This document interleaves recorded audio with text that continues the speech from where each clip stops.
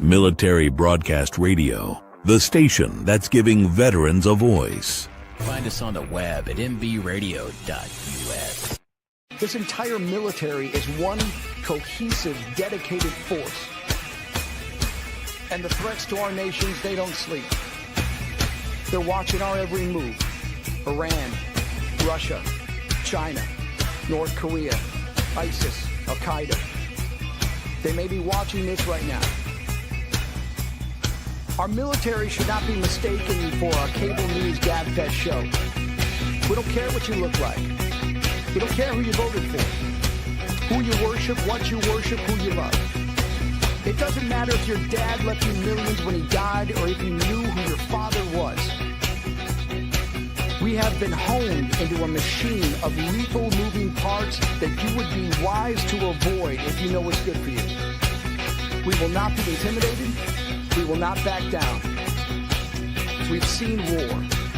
We don't want war. But if you want war with the United States of America, there's one thing I can promise you, so help me God. Someone else will raise your sons and daughters.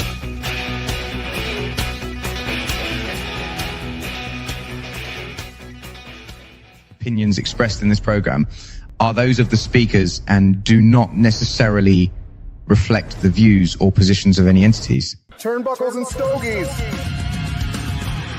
Yo, what is up? What is up? Yo, happy Sunday. Another Sunday with your favorite hostess with the mostest. My dad, I'm doing a wrestling match. I looked at him, I said, hey, I'm on a Brooklyn unit. We're not in Brooklyn, sir. We're in upstate New York in Dutchess County. I'm originally from Yonkers. Hung out in the park. I guess you guys don't know each other that well. Oh,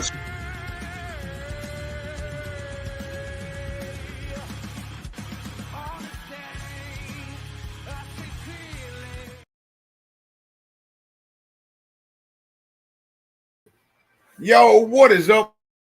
What is up, yo? Happy Sunday, happy motherfucking fun day, yo. We are here, your favorite podcast, the number one podcast, Turnbuckles and Stogie Spot on the internet, Amazon TV, Roku TV, Spotify, Instagram, all over the world. You heard? Check us out, Turnbuckles and Stogie Spot. Yo, so check this shit out. So we're going to talk right now. And I don't care, he's the producer, but I'm the fucking owner. I own this fucking company. He only listens to what I tell him to do. So we're going to talk about Russell fucking Wilson. What do you think about Russell Wilson? Oh, I don't like it. I don't like it at all. So you have Russell Wilson, you have Jameis Winston, and then you have fucking Tommy Cutlets DeVito. I don't like Russell Wilson. What the fuck is going on? I don't like him being here at all. He's not that good.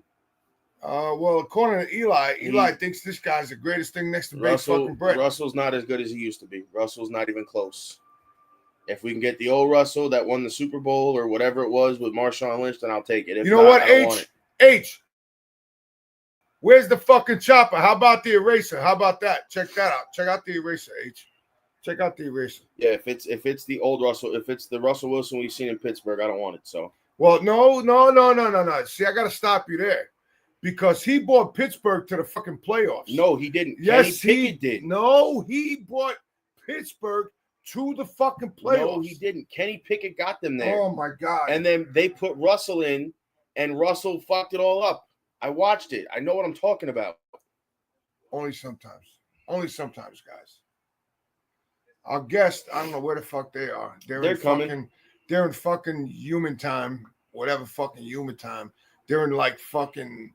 We don't care whatever time we show up. They're coming. But I told them whatever I'm time. gonna fucking send them a fucking Instagram message and tell them eat a bag of dicks.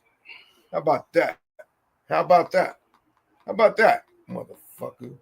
I told them whenever they get on, they get on. I already spoke to them.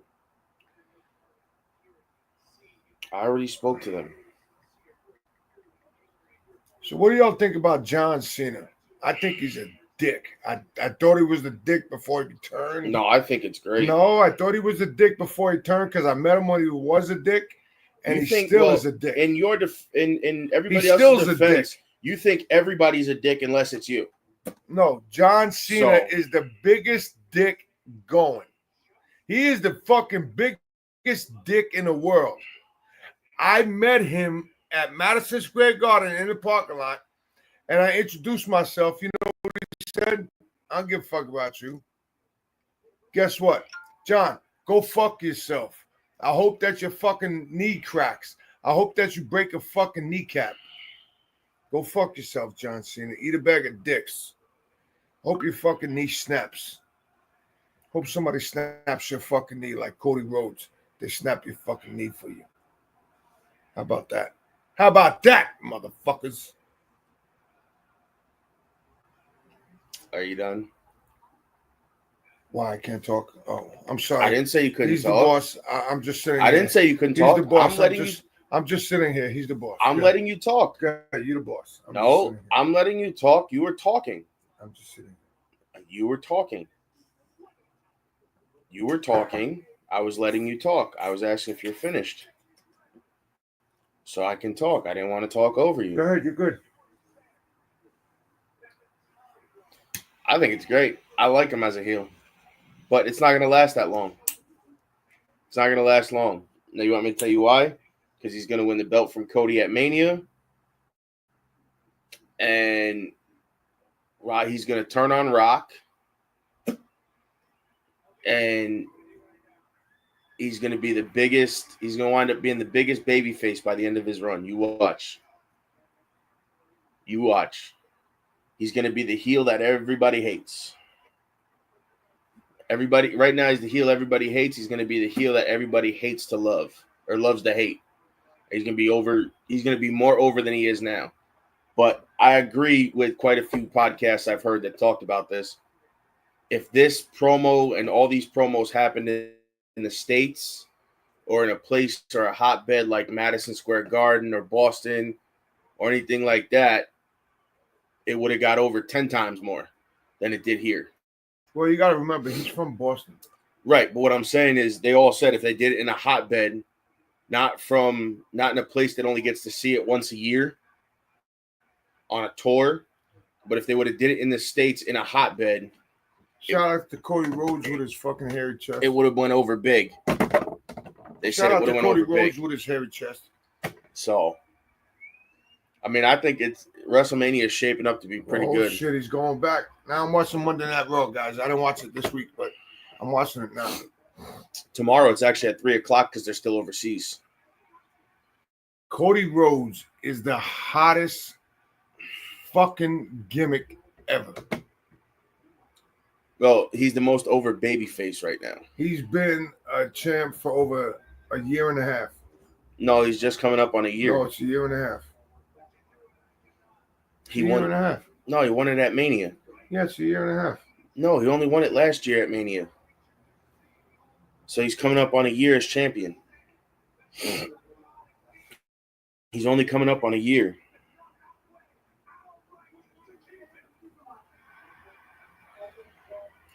I don't know where our guests are. I'm talking to him now. He's talking to them. Tell him I should get your black ass on here. So I can fucking storm them too. Well, no, he's waiting on his partner. Because he's waiting on his partner. That's a tag team that I whipped their ass 100 times and they still came back from so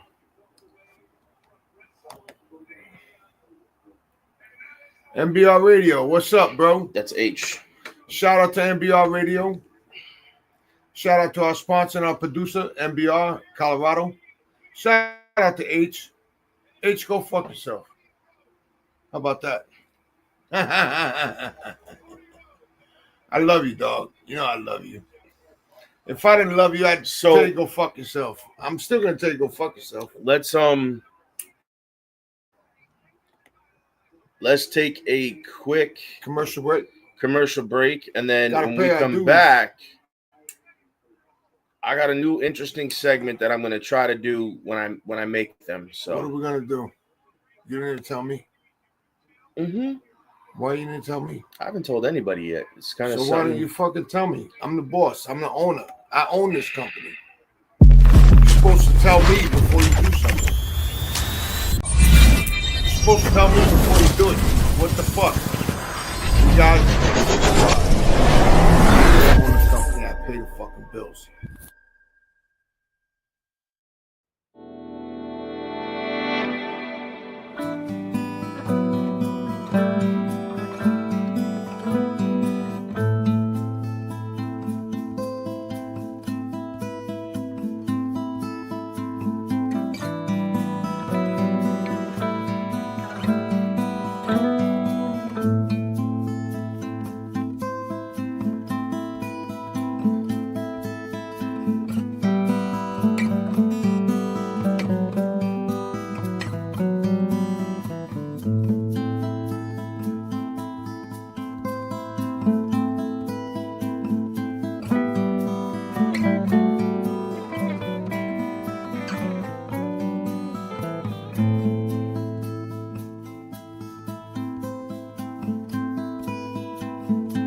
Hombre muerto.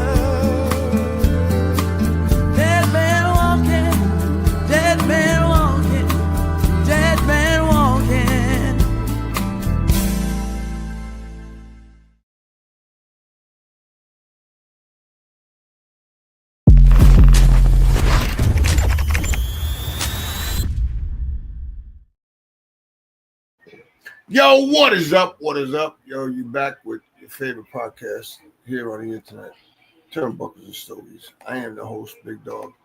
He is Big Vanilla Gorilla. We are here, and we are on Roku TV, Amazon TV. We are on all the streaming networks. Check us out. TikTok, everything. Well, we're not on TikTok. I'm on TikTok. I just posted it. I'm always on TikTok. Yeah, but we're not on. We don't do TikTok. You can't smoke on TikTok. But we're going to be on TikTok. Don't worry about it. I'll take care of that. There's a way to get around that. Don't worry about it. Yeah, you have to put a filter on the video. I figured it out already. Yeah, All you you got put to the do is put gingerbread the filter. gingerbread guy. Right, but you can't put the gingerbread filter on our video because then it won't make any sense. Right, but I'm just going to fucking put it up there and shut the fuck up. How about that? Why are you yelling? Jesus Christmas. Because TikTok's all right, but not for guys like us. So you can't do anything on TikTok. So I have an announcement to make. So I don't know how many of you guys, Gen X guys, are into the hip hop scene. So we're changing up our platform a little bit, just a little bit. So I'm going to have MC Shan on here. For y'all that don't know MC Shan, he did The Bridge Is Over, The Bridge Is Over, Biggity Bye Bye. The Bridge Is Over, The Bridge Is Over, Biggity Bye Bye. And he also collaborated with Bad Bunny, and he also did The Informer. So he will be coming on our podcast. So anybody in the rap world, in the hip hop world wants to come on, hit me up. All my stuff is there. Hit me up. Hit up our booking agent, which is he's now our booking agent. So hit him up. When you hit up MC Shan, he'll tell you who to hit up. But MC Shan will be on our podcast sometime in May. So shout out to fucking MC Shan. You heard? The bridge is over. The bridge is over. Biggity bye bye. The bridge is over. The bridge is over. Hey. Next. Forgot what I was going to say now. Next question. Forgot what I was going to say. How about Run DMC? We can get them on here too. I get Run DMC on here tomorrow. How many of y'all want Run DMC? I know what I was going to say. How many of y'all want Run DMC on our podcast? I know what I was going to say. All right. How many of y'all want Run DMC on our podcast? So we went out yesterday and took a road trip. Where did we go? To a store that I will not name because I have to keep it all to myself. So shout out to Buttheads. Oh, okay, cool.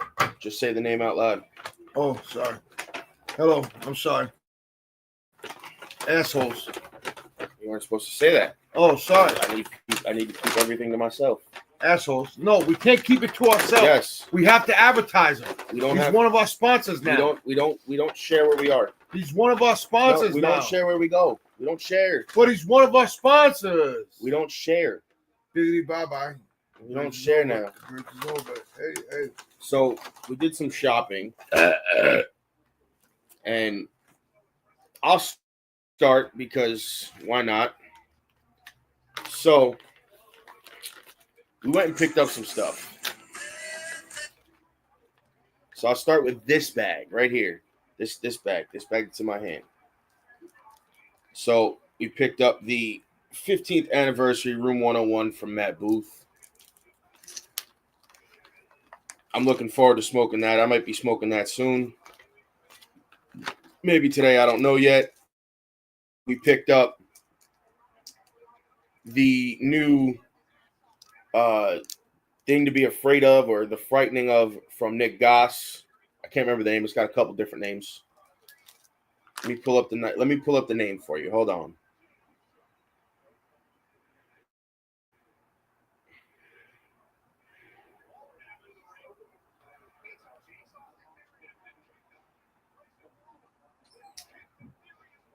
Let me pull up the right name for you.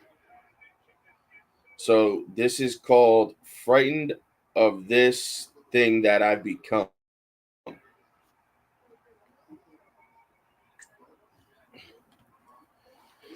So that's this stick. Stay tuned for that one. We're going to have Nick back on to talk about this. That's for sure.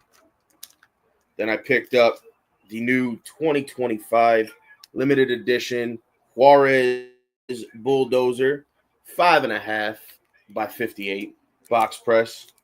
It's a nice, strong, powerful smoke. It's so good. Smoked one yesterday. Then I picked up the Sober Mesa. So, excuse me, how do I send that to Jeff? Solita Red. The guy from, he's what's his name's manager. Who? He's MC Shan's manager. How do I send it to him?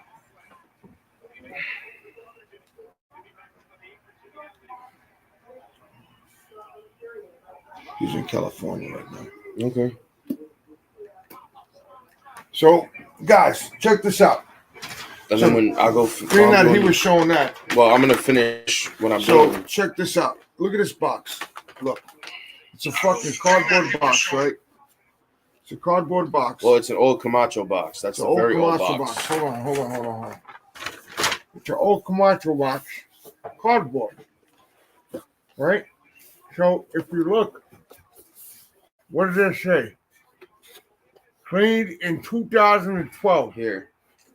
Cleaned in 2012. The owner of the shop doesn't even remember the guy Mike. Well, no, he does. He does. He Well, said he did. He did after he realized that he was a fat fuck. So I'm gonna be working for him. Maybe. No, I'm gonna be working for him. He already told me I'm gonna be working for him when I get retarded at the end of the month. When I get retarded at the end of the month, I'm gonna be working for Buttheads. And So now, then you found these. They're probably, I think he said 10, 12 years old. The punch uppercuts. They were the first ones to use the Ometempe tobacco. So this is the Lionsdale size. And then we got the Robusto size. And I smoked this yesterday. I smoked one and bought another one. And it was absolutely fantastic. I mean, the cello on it is bright yellow. I'm not going to pull it out. I'm not smoking it yet. But that's these. I might even maybe if I'm feeling nice, maybe I'll do I'll do a review on one of these. Just click where click it again. Hit paste.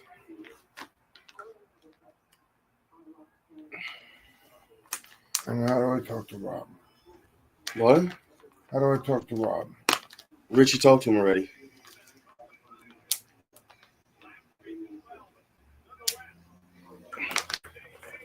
Richie, I'm talking to Richie now while we're doing this. Then, all right, so we'll talk about this bag next. Well, yeah. What bag? So this bag with my other bag in it. So we'll start off with these two. This bag is nice and full too.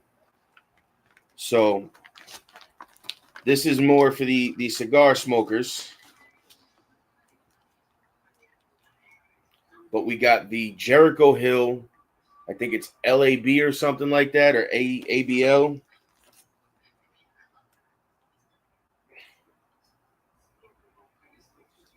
And this is why, guys, you don't put wrestlers on shows, because when you tell them show up at a certain time, motherfuckers never show up at a certain time. The show up time for this to fucking. Then we wrestle. got the Sancho Panza Extra Cheeto Robusto. Got this as a comparison. And according to according to Kevin, that is better than an Extra Cheeto. Room 101 is better than Extra Cheeto. He thinks it's possibly the Extra Cheeto blend may be kicked up. I smoked the other one yesterday, but that shit fell apart. We're not sure. Shout out to fucking Kevin, eat a bag of dicks. So now we're gonna start with these. Probably my favorite cigar. It's not made anymore, but I get them while I can. This is the Luchadors by Lucia Tobacco. This is the lighter. These are the ones of the red, white, and blue bands are the Habano versions, I would think. This is the El Gringo Pile Driver. This is a 6x60. And then you got the Chin Music is a 6x48 right here. You got the 4.5x70, the Frog Splash. Then you have the squared circle, which is a 6.5. Whoa. By Time 54. out. The squared circle. And That's our gimmick. you have the 6x60 of the Maduro, which I'm going to assume is a San Andreas wrapper. I could be wrong. Then you have the 6x46 again, I'm assuming, or a Toro. Then you have the Perfecto. So now, that's that bag. You want to show mine? That's that. I'm gonna get to yours. Let's show mine. So that's this bag. That's my bags. Hold on. So now mine. Wait, I got 3 more things, then we're done. Mine. We got the box. And then I got these to show them. We got the box. Hello, how you doing? What's going on? Hi. So we got the box. It's the old commercial box. As y'all can tell, this is a natural box. El Legendario. Okay. So now these are the cigars that were in there that I bought. Right? These are the cigars that I bought. Right?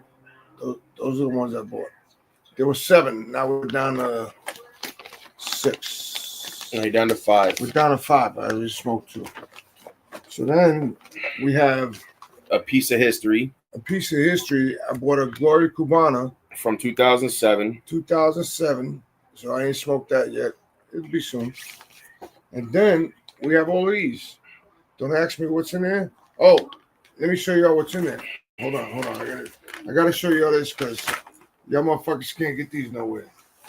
Y'all can't get these nowhere. You know why you can't get them nowhere? Because Kevin's the only one that carries them. Look what I'm about to show y'all, motherfuckers. Y'all can suck my dick after that.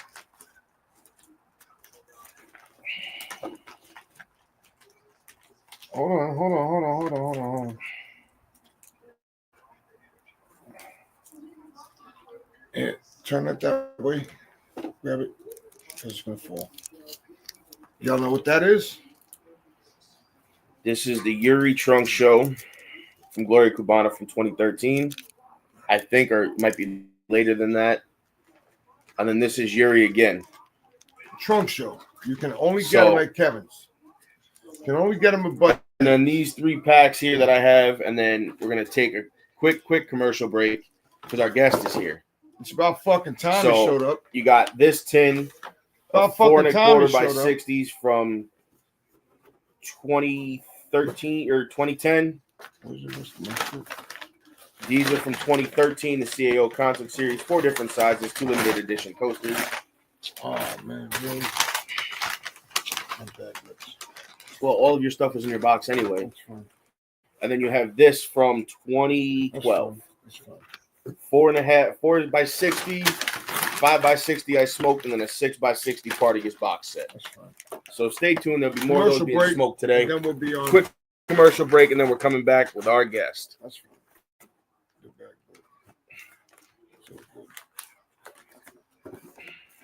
So good.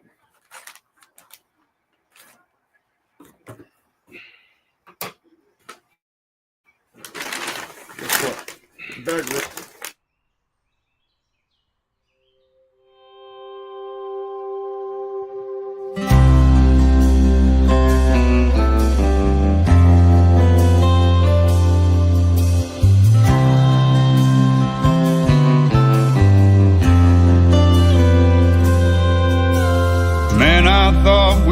through with this, then I watched the evening news. There were folks that still wouldn't stand for the old red, white, and blue. At first it made me fighting mad how they think that that's okay. Then I thought they just don't understand, and given a chance I'd say, have you ever been there when taps was played, or for a 21-gun salute? Had to hear the words you never want to hear? Have you ever had to face that truth? When a son or daughter didn't come back home to a family so devoted, then you might not disrespect our flag. If you'd ever been handed one folded.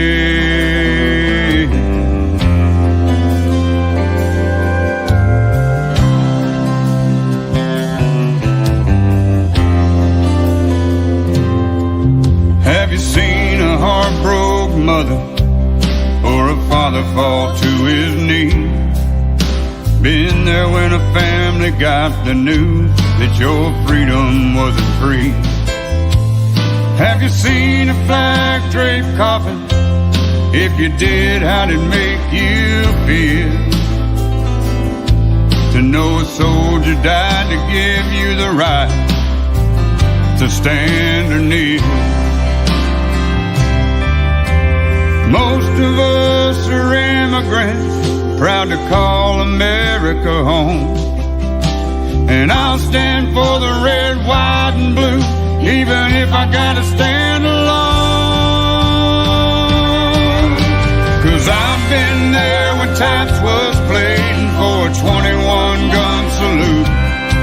I had to hear the words I didn't want to hear. Yeah, I had to face that truth. When a son and daughter didn't come back home to a family so devoted. You never disrespect our flag. If you'd ever been handed one folded.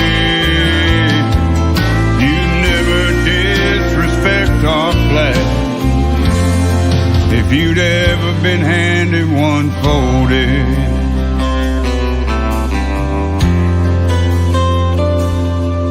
One folded.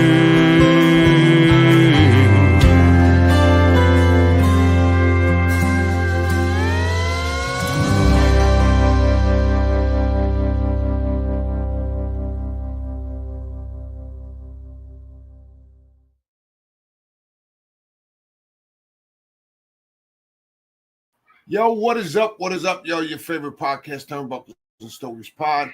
I am the host with the most, the motherfucking big dog, the Vanilla Gorilla, and we are here on Sunday Fun Day with another fucking dope episode. We have a guy that I whipped his ass in North Kakalaki. I whipped his ass in North Kakalaki. Me and Joey whipped their ass. We had some fun, though. I will say we had a lot of fun, but we're going to learn more about them and their journey. But I whipped their ass. So the problem is I whipped their ass. Let's get to this. I whipped their. The interview of the week is brought to you by Jersey Mike's, a sub above. All right, here we go. I whipped their ass. All right, so we're here with one half of the Street Stompers, Richie Blanco. What's up, y'all? What's up, bro? What's going on? Let the man talk. He just got on the street. You've been talking for like 40 minutes. But I whipped his ass. What's up with you? It's all good. It's all good. It was a whoop ass with love. You know what I'm saying? It made us wiser. I take that. I take that. So Richie, tell us. We had some fun, bro. That's a fact. Richie, here's what I want you to do. I want you to tell us who you were trained by and how you got in the wrestling business. All right. So we was trained by Frank Savage. We met him back in 2013.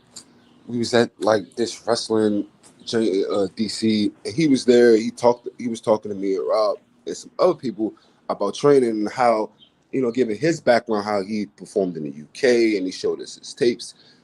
Basically giving us his background like he's legit.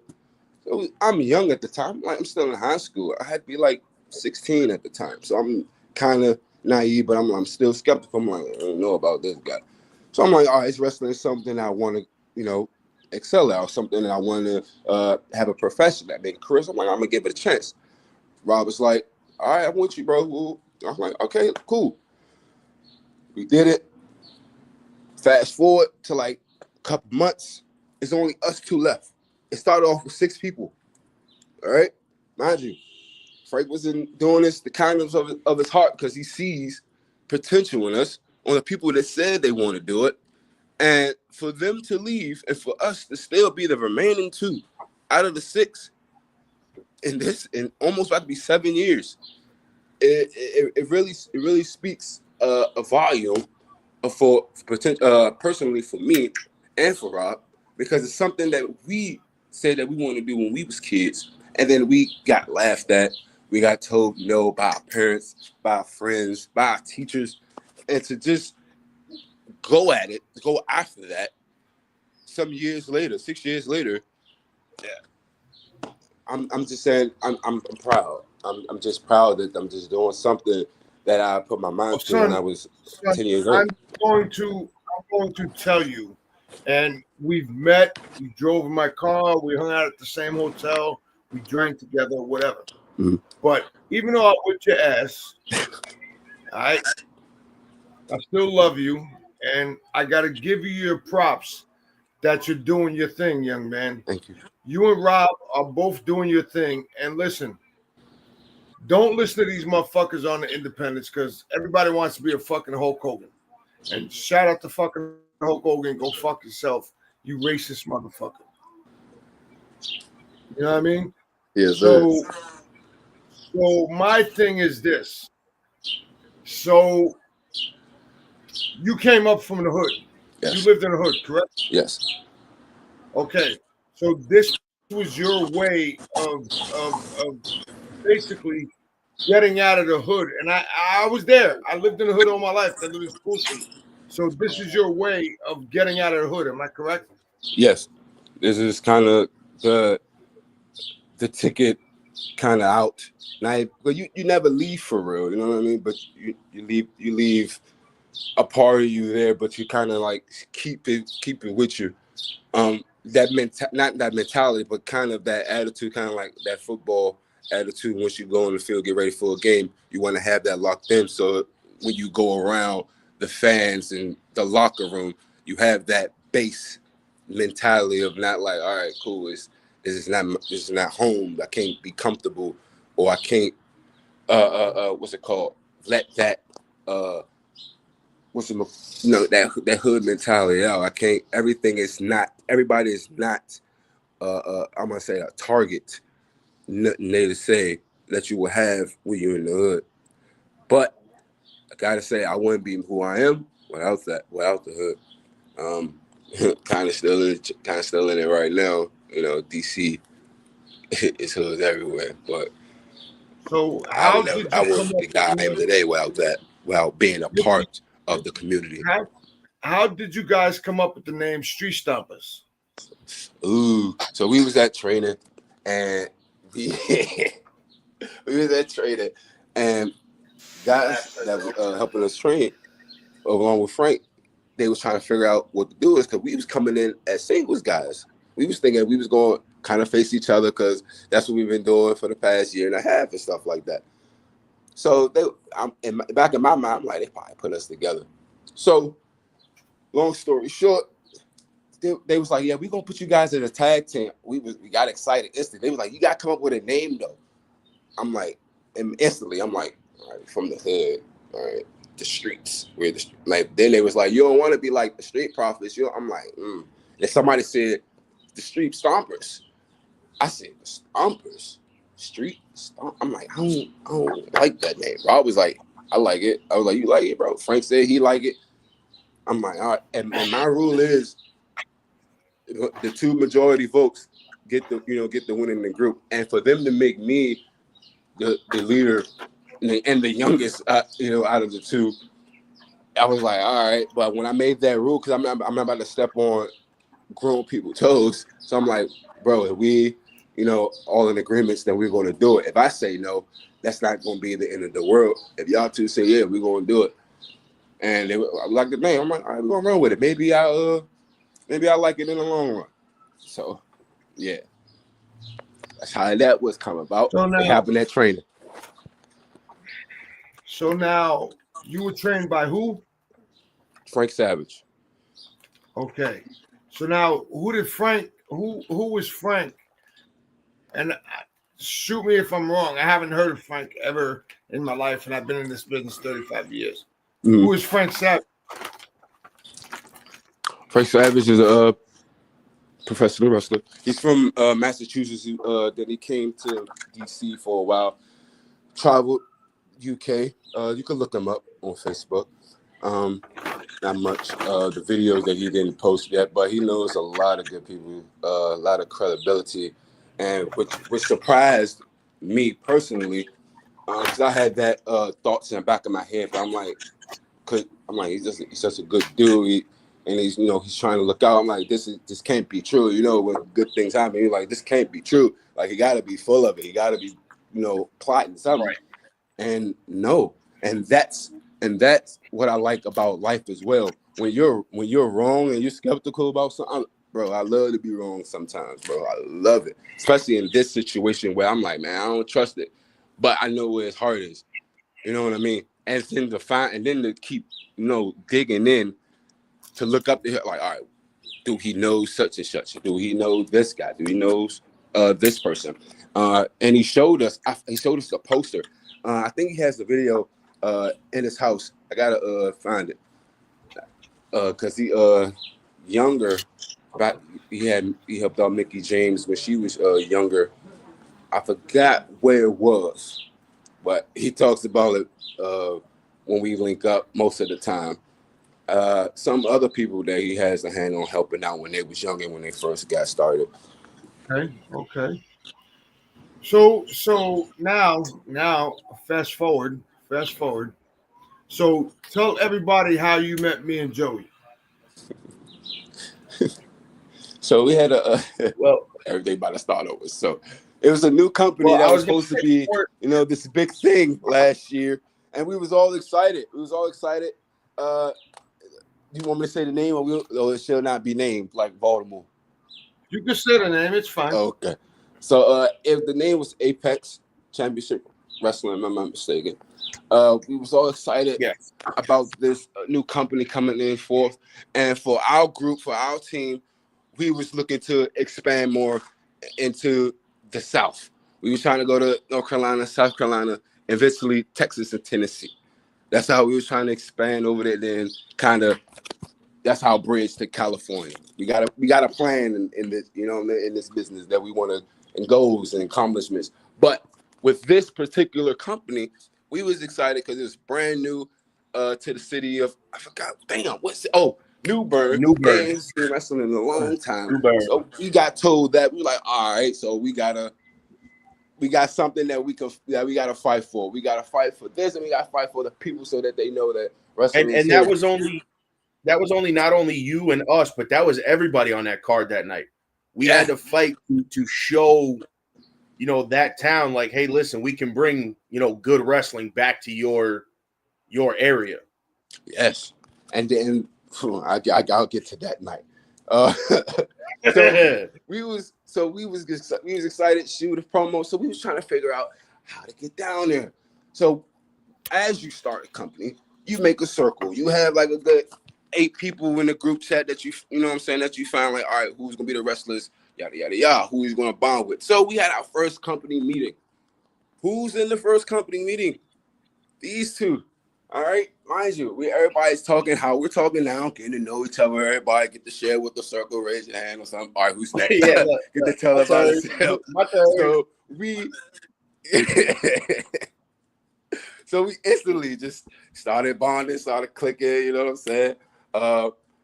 And then our third man, Tav, he was more engaging with it and more digging in, getting to know you guys, you getting to know him, getting to know us, and it was like, all right, damn, all right, this guy's cool. I don't know what. Yes, sir. And then it was spoke upon that we need to get to the show.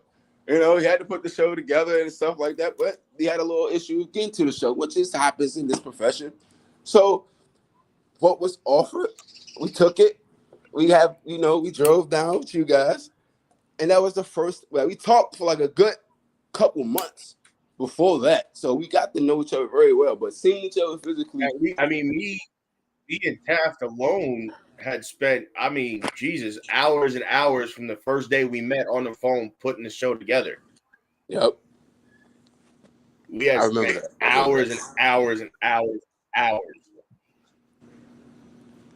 And then, like you said, getting to be able to, meet you and chop it up with you and Rob, and then, me, you, and Taft that night finding something on YouTube. Yep. That video we was watching, you know exactly what I'm talking about the one dude that was supposed to be booked on the card. You know what I'm talking about? Yes. So I want some French fries. So Rob, anyway, yo, you ain't lying. So Rob, let me Richie. ask you this. That's Richie. Richie, let me ask you this. Sky. Let me ask you this. Yes, sir. So when you met us in person, and I picked your asses up, what did y'all think of us? These guys are like. You can give you honest opinion. You say you're a dick. I'm fine with that. Nah, I said these guys are like they play football. Like I thought y'all was gonna be a little. I know y'all gonna be taller than me. I know y'all was gonna be a little that tall and that thick. You know what I mean? Y'all got that football body. I was like, God damn. Right. I was like, right. True. I'm they ain't bullshitting. They legit. I see legit what I see. Okay. All right. Pops ain't bullshit. Okay. And just so everybody knows, we did not know ahead of time that we were working each other until we got down there. And I did not know ahead of time I was picking these motherfuckers because up. we were supposed to work your boys. Yeah. The product. And they couldn't make the show, but we didn't find out. They just had their babies. We got down they there. just had their babies at the time. Yes. But I did not know I was picking you motherfuckers up until the day before when Thomas hit me up and goes, yo, can you pick us up on the way? I'm like, no, it's out of the way. He goes, well, no, it's not. It was, but it wasn't. He goes, it's not out of the way. He goes, because when you pick us up, you get right back on the highway. And I said, do I look like a fucking taxi service and motherfucker? Give him credit. He got us from where we picked them up all the way right back to the highway. Yeah, that's with the engine blowing. Well, that's a whole nother story for a whole nother. I could do 3 hours on that alone. On the engine alone, I could do 3 hours. But. So tell us how you like to work for Apex and how you like to work with me and my son, who was, just so you know, my son was your first. It was his first ever. Well, no, it performance. Was. No, it was my second match. It was this. No, it was your first. No, it was my second match. My first match was for Magic's company. Right. That was my second match, but over the last couple of years before I got to that show, since my first match, I kind of worked on how I would reinvent myself for a show for my next debut, and I was able to make it down there.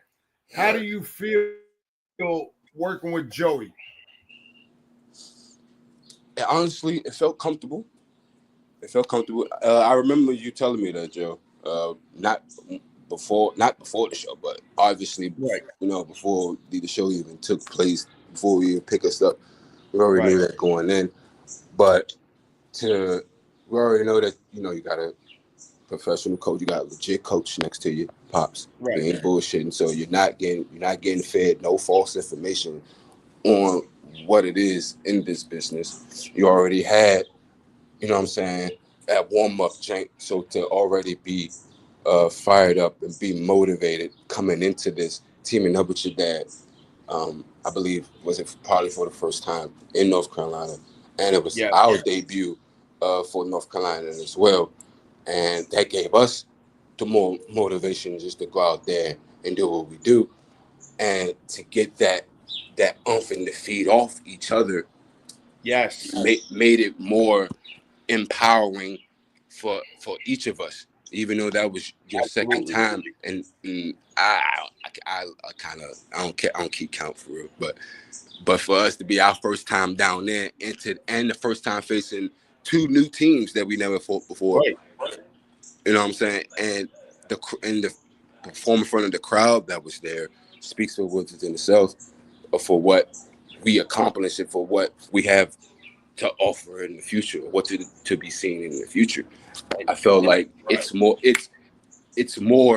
to have. It's more matches to have after that. That's how I felt about that. Like I felt comfortable. No, I felt the same way because I And again, it was only my second match, but like my first match, we had okay chemistry and blended with some of the people, but it was different. It felt different going into this match with you guys and Ali and Phoenix.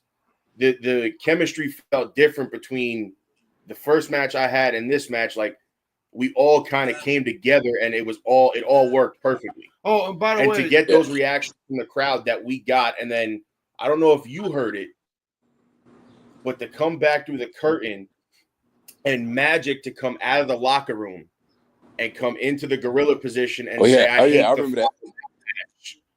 Match, meant that we went out there and did something special. Oh, and by the way, Rich, for sure, I'm still waiting on my fucking shirt. I take the this guy. By the way.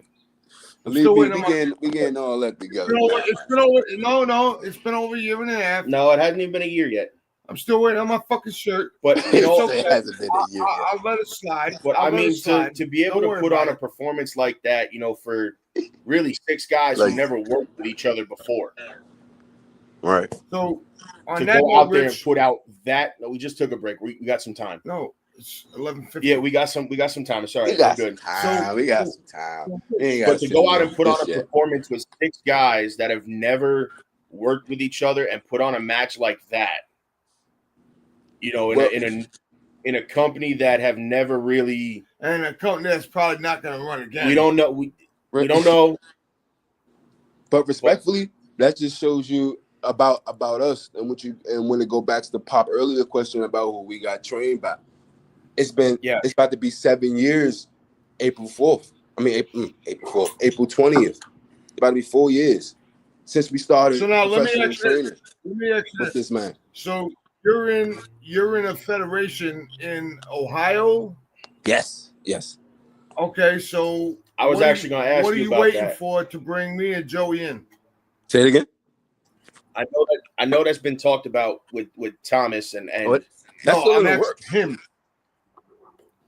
What you waiting for to bring me and Joey in so I can whip your ass? Still in the work, he said. I don't know. See, I don't know. That's going that last thing that you said is going to happen. Oh my God, we're not the same. About whipping your ass. But I'm listen, bro. To be honest with you, I'd be more excited, honestly, to just come out there and work with you guys because I know, like you said, there's more to be had from what we put on in North Carolina. Mm-hmm. There's more to be had with the 4 of us and being able to go out there and show that we can all work together and how good the matches would eventually be. So I will be retarded April 30th. I'll finally be retarded. I won't have to. He's going to be retired. Yeah, that too. So I'll be retarded April 30th. What? So I'm free. He's retiring April 30th. You didn't say you was retiring. You didn't say all that. He's not. No, he's not retiring. He's not retiring from that. He's retiring from work. Oh! Congrats. My bad. But but I know what you mean. Congrats. Let me ask you about this because I talked to Taff when it was about to happen and leading up to it. He talked to me and how was it being in that War Games match in Ohio? Bro, because I think I seen parts of the video I think he sent me. Mm-hmm. But he was telling me all about it, and I've been meaning to ask you about it. What was it like being in that environment for people who don't know? Because I've never been in a cage match or anything like that. So what's it like being in that kind of environment? Bruh, first, it was like it was cool. It was great. I'm just gonna say that. Second, it was our first cage match too, individually and as a team. First War Games match, bro. It was like I want to say like a gladiators dodgeball type of match. Nope, we didn't know what we was gonna do to the day prior. Me and Tav was talking. We already knew we was going into the War Games match in the middle of the summertime. So, within the story, we already knew what we was leading up to, where the story was going to finish. Putting the match together or what we want to do, key moments, it was already, discussed upon. But what we was going to actually dude, it was discussed the day of the show, like hours before the jank went on the jank. Going into that match live in a living color, it was just like a Super Bowl. It was like our now, WrestleMania. let me ask you this. Now, I was just going to say, did you get a chance to look at the structure before you went out there? Yes. The cage. Did you get a chance to look at it before you went out there, or yes? Did they set it up, and then when you walked through the curtain, that was your first? So when we arrived, it was already set. It was 5 matches, I believe. Every match was contested inside the steel cage. The main event was the 5-on-5. I mean, was it 4-on-4? Yeah, 4-on-4. So you had the world title. I think Huh? Let me ask you this. So when you got to the show, do you have butterflies when you first ever started wrestling? Okay, so your first match, I don't know who was against. I think, so your first match, whoever was against, did you have butterflies? And to this day, do you still get butterflies? I was just gonna say. I'm glad you brought that up. Yeah, I had. Well, I almost threw up actually. In my first drink, I was so nervous. And then I was just like, all right, it's like football, it's like basketball, it's a game. It's like I gotta in my mind, I have to treat it as so I'm going out for a game, so I could get pumped up. I don't pump myself up necessarily no more because I don't want to get over excited. I still get nervous to this day. When we enter the state, the city, wherever we at, I'm like, oh yeah, we here. So when we pull up to the event, knots start getting it. It's good. I call it the good knots. Pause. Call it the good knots because yes, I know what you're talking about. You know it's about to go down, but you also know you're overreacting. So once you get into that, once you get into the zone, once you get behind that, once you get in front of that curtain, the music start playing, all that is gone. You just focus on the match. After that, once you get back to when you get backstage, you're like, the freak was I worried about. But it keeps happening over again, and it's a certain type of adrenaline that I don't want to lose, and I love that feeling. And sometimes I be overthinking stuff. I ain't gonna lie. I be getting myself anxiety, but it's like I don't get too much to a point where I'm gonna pass out or throw up. Right. But what I was always told, and I'm sure you were told the same thing, Rich. Once you start losing those butterflies, it's time to give it up. Mm-hmm. And that's what I was always told. And like the first show I did, and I'm sure you could say the same thing. When I stood behind that curtain, my nerves were going, and it, like you said, it was like my music hit, the switch flipped, and all that went away. Yep. All that went away, and I went through the curtain. It was like, all right, I'm here. So it's time to go. Let's get to the business. And watching him on the apron, when in my first match, I was watching as a fan that day. Watching him get in the ring and because I haven't seen him do that in years up until that point. So I'm watching as a fan, but then all of a sudden it was like a switch clicked again. I was like, oh shit, wait a second. Yeah. I'm supposed to be a part of this. So me being in the business 35 years. So when you walk out to the apron, and I don't see a lot of people do this, you wipe your feet before you get in the ring. Yes. And I've not seen a lot of people do this yet.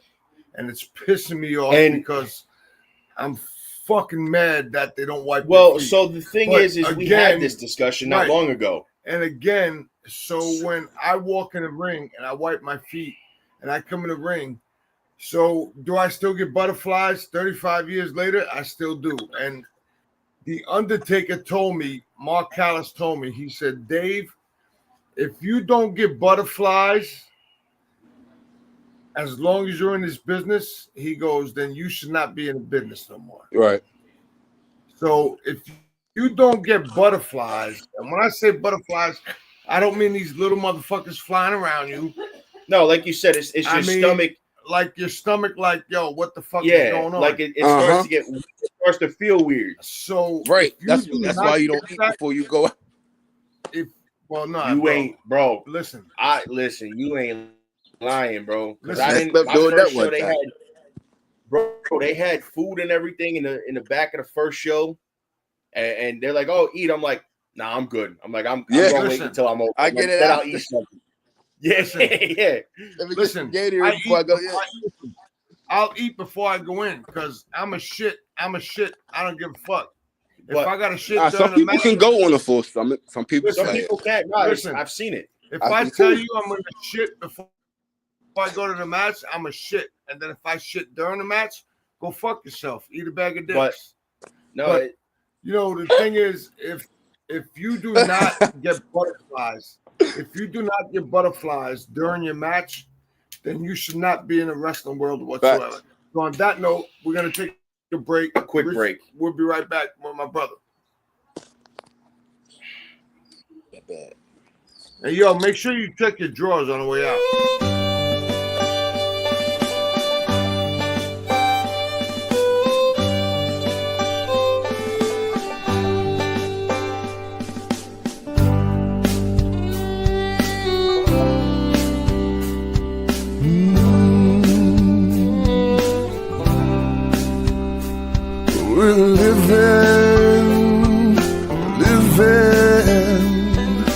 Living the American dream. I'm the American dream. Go to school, go to work, Sunday mornings choose a church, attend our games, our plays, PTAs. Drive our cars, flying planes, take the buses, take the trains, walk the beach, ski the slopes, living out our dreams and hopes. We're living, yes, we're living the American dream. We're the American dream. Thank you, soldier, sailor, airman, guardsman, and marine. Thank you all for fighting for our freedom and our dreams, protecting our Constitution, guarding our homes and towns, defending our shores, seas and skies, and putting boots on the ground. Some gave all for me and you. We served the red, white, and blue, protecting the American dream.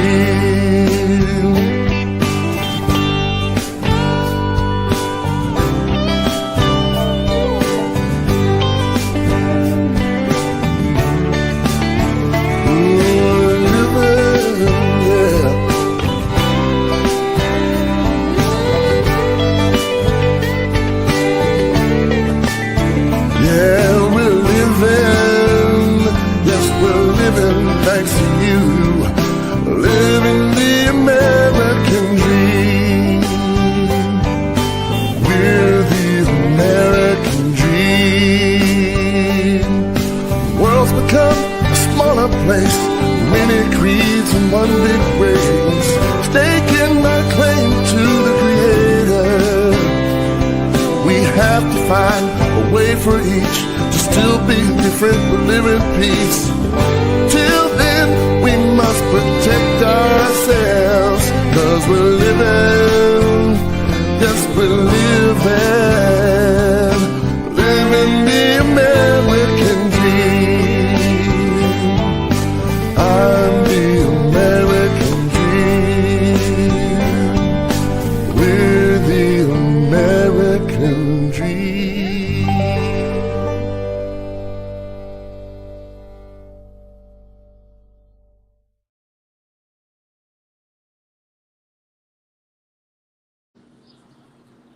Yo, what is up? What is up? Yo, we are back Sunday, motherfucking fun day, you heard. So shout out to Russell Wilson, who is the new quarterback for the New York Giants. Oh, God. Shout out to Turnbuckles and Stogies Pod. We on Amazon, Roku TV, Amazon TV. MBR Radio, NESS streaming network. We're on all streamers, so you can find us. So Here you go. give me a little more background on what you do, sir. Say it again. More background. I want a little more background on what you do, motherfucker. Okay. Oh, like like it's a lot. So you want the wrestling or you want the outside? Tell me. You want more of his wrestling background? Is what So he's asking. I want some of your wrestling background and what you do in real life. Shout out to real life. That's what I want to do. Right. Right. That's why I had to ask, because that's what it sounded like. Because you know what I'm saying. But no problem. So what I do, I work with kids. I'm a coach, mentor, PE teacher. So I work at a community center and I work at some DC public schools in the city. Just working with the after school program kids, doing football, basketball, kickball, capture the flag, but mainly football and basketball at the moment. Summer's about to come up, so it's really about to really start pushing during the week. But during the 360, during the school year, I'll just say 365 days. But no, not really. I'm gonna say the school 180 days or whatever it is. Right. So you're not playing basketball because you're black, right? He's just playing basketball. I'm just joking. I'm joking. He's good at basketball. That's why. Don't even worry about it. All right. You know the question was. You know what the question was, mother. And you've been with me. You hung out with me. You drank with me. You know the question was, motherfucker. Listen, that was a fun weekend, though. I'll say that. Yeah, that's when Rob drank all my fucking liquor. No, that's when Rob fell asleep on the way down too. Yeah, and he also drank all my fucking liquor. You remember when he fell asleep on the way down? Go get my the man Sharpie out of came the back? alive when he touched the. Hey, my man was alive. Y'all seen him? He could be the life of the party. Quiet. Nah, your man. When I was sitting, listen, when we was in the parking lot, and I opened my trunk, and I had my bottle of liquor. That motherfucker drank it like it was water. I was like, yo, my man, don't you think you need to slow down? He goes, for what? Motherfucker, for what? You didn't pay for this, motherfucker. My man wanted to You have didn't pay fun. for this. He had fun though. That was his He did have fun. He had fun. He was escaping the real world. We was escaping the real world to come into our world. And we all you know what I'm saying? We can be ourselves in this real world, but not all the time. We all know that how this world works, especially right now. You can't be all kind of yourself all the time. That weekend, we all escaped reality. We all went into where we felt comfortable. That's when Thomas banged that fucking chick. No. Yes. No, he didn't. Nah, Rob did. Yes, he did. Rob did that. Fucking chick. Nah, that was Rob. Yeah, that's when. That's when Tom. Nah, that was Rob. I'm pretty sure that was Rob. Rob. I guess, sure. Yeah, I think that's who that was. I got you. I understand. I think that's who that was. No, because I was proud of my boy. My boy didn't get up. But look, listen. My boy didn't get a nut off for 6 months. When you sent that picture of him in the hotel room, so we had to help. When he was in the hotel room, he was out. Yeah, we had. Hey, you seen him the next day in the match, fired up. You hit me, so you already know. Yeah. Oh yeah, he was fired up the next day. Listen, that's when that motherfucker knocked on my door. He knocked on my door and he goes, "Yo, can I get another shot of that liquor?" I'm like, "Dude, the shit is almost gone. You drank half the fucking bottle." Bro, and then the McDonald's was the best part. Oh my God. The McDonald's that morning was the best part. They tried to kill us with the tea. That shit was too funny. That tea was too sweet. That shit was too funny. That tea was spot on. And the piggyback on the question that was asked too, because I ain't forget. When we was in the hotel, we came across the channel. It had like this ultimate tag drink where they was trying to dodge these obstacles and trying to tag one another. One was the tagger, one was the runner. Now, I didn't know they did a big league on it. I seen it on YouTube, but I ain't see it like that. I've done that same game with the kids, but I haven't like put enough obstacles where they can like move around and get away. Built it to that extent. And they like that game. So when I saw that, I'm like, all right, I got more ideas, for games for when I go back to work with the kids. So when I'm on the road sometimes and I get a chance to watch TV or after the match, I'm watching TV or whatever. I'm not just necessarily thinking. I'm thinking about character-wise, whatever I'm seeing on TV. So when I seen that, I'm getting ideas for games for when I link up back with the community center. I'm like, yeah, I got this new game. So now I got like 2 new games that I came up with, but that I introduced them to that they haven't played yet, and they love it. This other game is called Gaga Ball. It's kind of like a volleyball game, but you gotta hit it with your hands only. When I was in school, I played that. Yeah. All right. So So Rich, yeah, you know what I'm talking about. The name didn't change. Why don't you do this? Why don't you hook up with your community people, the people that run the community center, and why don't we put a wrestling show together? That's already in the play, my guy. They've been wanting to do that for like a year and some change, but a new regime took over, so it had to get like pushed back. But they just had their heritage performance where they have like a big event on a couple days ago. So they're already, you know what I'm saying, in motion and prepared. But I wouldn't say prepared, but in working on getting foundations for a show to be put on in the community. So Rich, I definitely, when you do that, you let us know, bro, because we definitely want to be a part of that. Already on the list. Perfect. So that's Rich, what I like to hear. Rich, here's a question for you. What's up? So your very first match, how did you feel when you came out from inside the gorilla? I felt energized. I felt like I want to go. I want to go again. Like, y'all want to go again? It's your body, your mind is like, yeah, you could go again, but slow your ass down. After when you get into the back, because now you want to go do other stuff. Oh, y'all, what y'all need? Like when you arrive, obviously you want to go help. You know what I'm saying? But you wipe your crust out your eyes. You know you coming from work, or you just waking up, or you just drove amount of hours depending on your positioning of when you travel. But after the match, you get this burst of, you still have this adrenaline. So you want to, all right, cool. I sit there and watch the match. I'm going to hear it, but I'm going to talk to this. How was our match? Did you watch the match?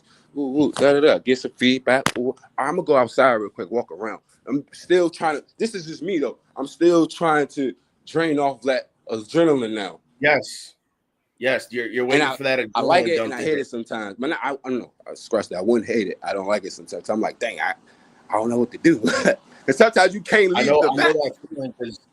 I know the feeling because I had the same thing happen to me. We got out of the back, a bunch of stuff happened. We got back to the hotel, and I hadn't changed out of my gear because we just got in the car and left after that. I went back to the hotel, and bro, my adrenaline dump didn't happen until probably about an hour after the match was over and I was at my hotel. So, Rich, tell me. I was smoking a cigar and it dumped off and everything hurt. Rich, tell me how you felt after your first match, your very first match that you wrestled and you signed autographs and things like that. Tell me about that, how that was your experience. Ooh, so I think our first drink with the autographs, no, I'm okay. I don't want to go to the autograph. I'm gonna go to the first picture that we actually took. This was in 2021 after the pandemic. So we went to PPCW. We was at Jermaine's Jubilee's company. I believe that's his name. I hope I got his name right. We was there to, be a part of the show. So a team didn't show up, and we was always taught to always bring your gear and be ready, right? Correct. So before we got told the other team wasn't coming, we got asked, do you guys want to be in the battle royal? Any opportunity, we take an opportunity. Cool. Especially around that time, we are 3 years in the game. We had kind of like a year off because of the pandemic, but we were still studying and we were still training, watching film and everything. But to get that opportunity, cool. Yeah, we'll do the battle royal. Then after the battle royal, I guess they're still waiting for the team to show up. Team never showed up. Team never said anything to them.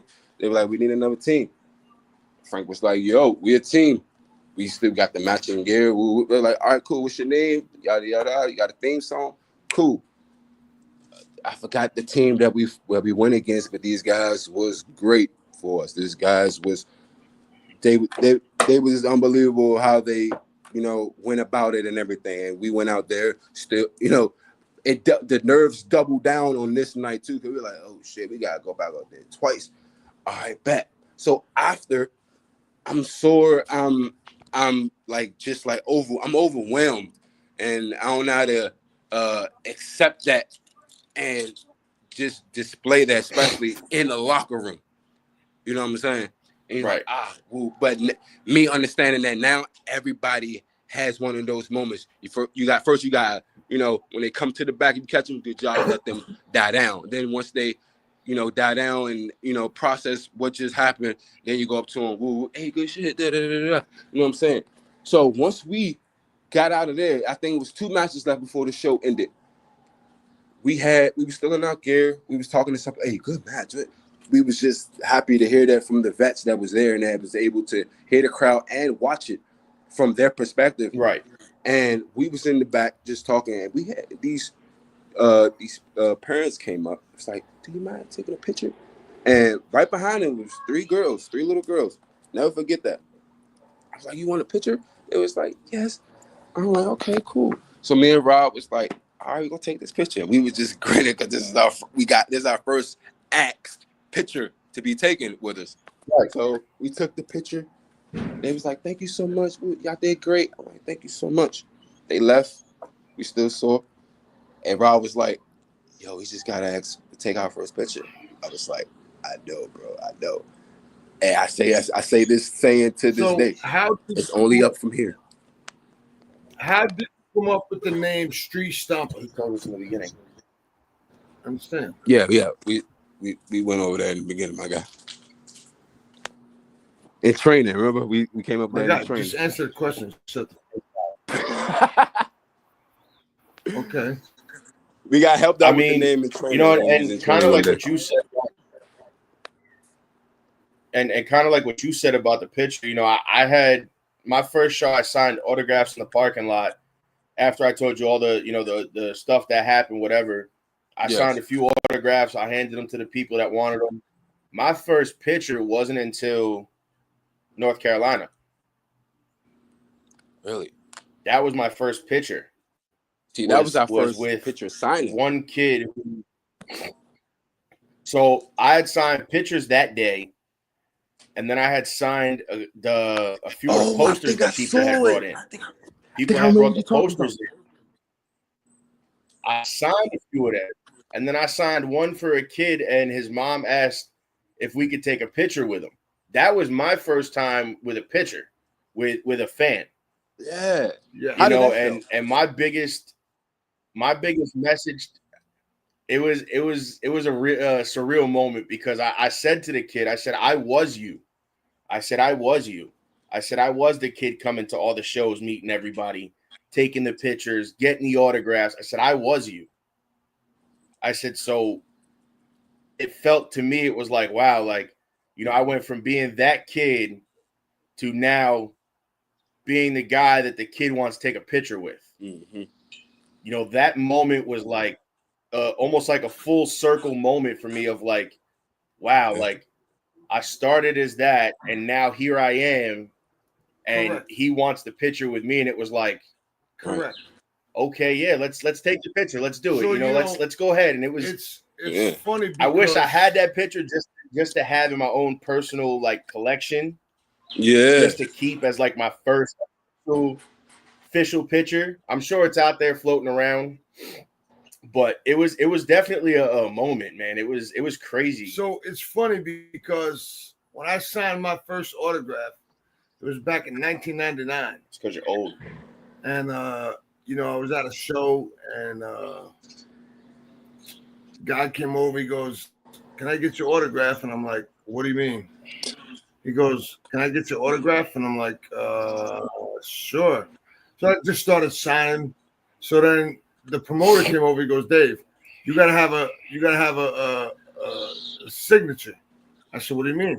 He goes, "You gotta have a signature on how you sign it." So I Right. just started signing big dog.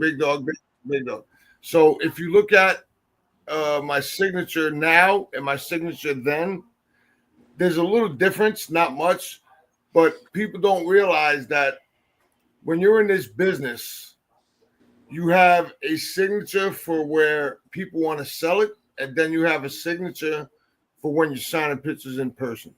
Right. Yeah. You have the pre-made. What it is like you have the Right. the pre-signed pictures for sale that people can just buy and be done already. Correct. Yeah, They because can't you get meet them you in for person. you kind of get them with like a goodie bag or something. Like, oh, yeah, take the freebie Right. when you buy such and such. Yeah. Right. So who was one of the guys that you wrestled that you grew up watching? That I what? It blanked that after that. That you grew up watching, or somebody most memorable to you. What's your most it had to memorable be. match? How about that? Say it again. Your most memorable match, just in general, whether it's against big stars or independent guys that you liked working with. What was your most memorable match? My most memorable match had to be when me and Rob fought Mr. Grimm and Vam in CTW in St. Mary's, Maryland. Not only that night was a spectacle. We was a pre-main event to Moose and C3W super heavyweight champion Ivan. So before our match, we have gotten the opportunity to get some little motivational talk from Moose. Now was that Moose in Ring of Honor or was that TNA No, Moose? he was the world champion at the time of TNA. Okay, so That was TNA Moose. This was like 2023. That's yeah. I was gonna say that's recent. Yeah, this was October going into He was 2024. in Ring of Honor. Yeah. And that's why I asked, because he was in Ring of Honor at one point, so I didn't know how far back that was. This was I recent. For sure. This was recent, and the reason I'm picking this moment because this gave us more elevation, more motivation to go after what we're trying to go, what we're trying to accomplish as a group, as individuals. So for him to take time as he's getting ready and to overhear us going over the match and hearing me talking around like, oh, I'm a little nervous and he was like, relax. You don't need to kind of make all your spots, okay? Just relax. Right. Just try to have fun. Don't overthink it. Go slow. And I was like, bro, appreciate that. Like, I'm looking up to him. I'm like, appreciate that. He was like, no problem. I do it all the time. And then after the match, I was a little upset. And he was like, what? He was like, what happened? And I was like, my man, Mr. Q or whatever. He was like, listen, if you get mad about all your spots, you should be, if you mess up, you should be making all your spots. And I had to think about that. I was like, damn, appreciate that. So out of that, I've been I'm not worried for real. You know what I'm saying? And we just been kicking ass, clicking. But it took that saying, and for somebody that I've watched and that I admire, to be like, yo, just relax, just chill. I've been through that same thing too. You know what I'm saying? Everybody makes mistakes. He was like, look at me, I'm about to go out to a match. I might make a mistake right now. I'm like, damn, that is true. So for him to do that, and for him to say that, after that, before that and after that, man, I got respect for that man, and it helps me. It helped us become better professional wrestlers. So let me ask you this: so where, for the people that are watching, where can they see you live in person? Upcoming shows. Where are you gonna be for the people to know? Well, our next show that we know for sure is going to be April 26th when we debut for Asylum Pro Wrestling in Central Pennsylvania. Yes, sir. But the closest, if you're close to up, like kind of in the PA and the West Virginia area, we're going to be in Ohio. We're going to be back in Ohio May 24th. All right. People have changed their dates because of WrestleMania falls on 420 weekend, and they had to change it. We were supposed to have 420 festival in DC this year, but because of that, All right, yeah. So I was going to bring that up. I was going to bring that up because I spoke to. Yeah, I was going to call y'all Taft for that too. I had y'all and the Prodigies. I said we can't do that now. Taft said to me, he said, "Do you want to be booked on 420?" I said, "Bro, that's WrestleMania, bro." I'm like, right. So it's like everybody, I'm like, bro, that's WrestleMania. I'm like, even DC knew. Even they were like, "Nah, let's change it. Let's go. Let's change to July. July now. Yeah. No more April." I'm like, July. God damn. Well, because you know why? Because they're doing it. If they weren't doing the 2 nights, it'd be good. Right. But because it's That's 2 true. nights, because they do it 2 nights now too because of what happened a couple years ago when they got rained out. So now they do it Friday and Saturday. But 420 falls on Sunday. And it's Easter. So they know people ain't coming up to get, for them to spend that money. They just, just smoke at the house and have a cookout on their dance. Right. So I think they're gonna mix the Broccoli Festival and the Cannabis Festival in one this year, but it's still 2 nights, Friday and Saturday. So when are you gonna face the Untouchables again? I'm just curious. That's what he was just saying. Is it might have been in the works for that? I'm just curious. That festival. When do you want to face the Untouchables again? It might have been in the works for that festival.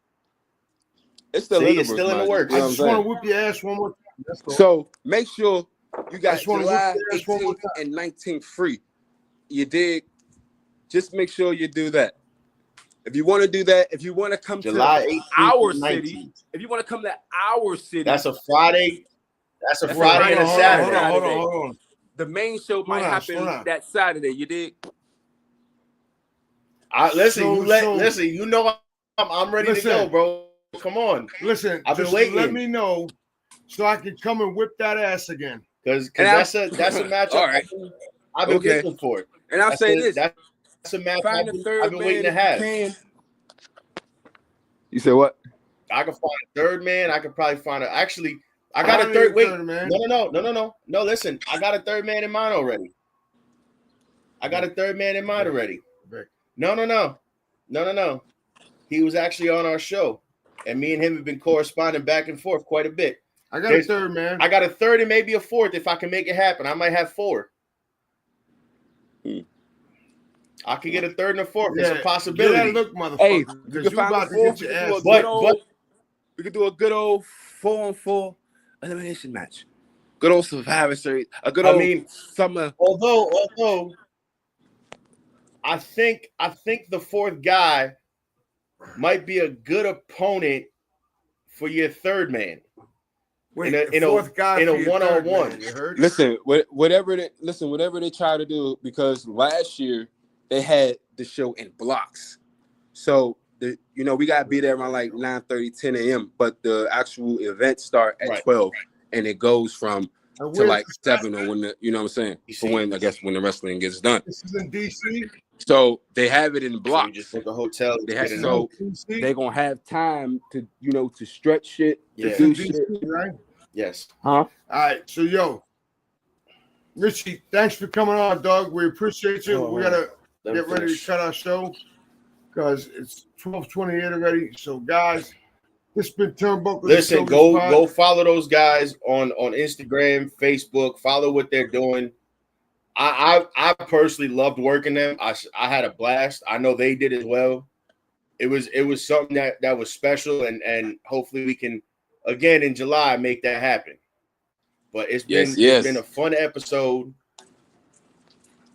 We appreciate you, bro. We'll have you and maybe next time didn't show up. We'll set it up next time to where we can have all 3 of you guys on at once.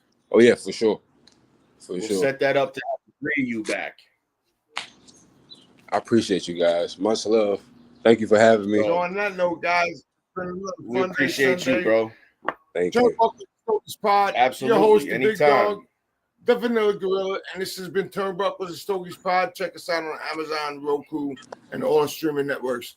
Yo, we out. Have another day. Peace.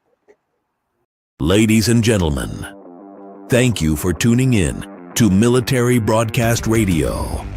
As we wrap up today's show, we want to remind you that the podcast of today's episode will be available right after we go off the air. So if you missed any part of the show, or want to listen again, be sure to check it out. And remember, we're here to support and honor our veterans. Your stories and experiences matter, and we are committed to giving you a platform to share them. That's right. We're here to give our veterans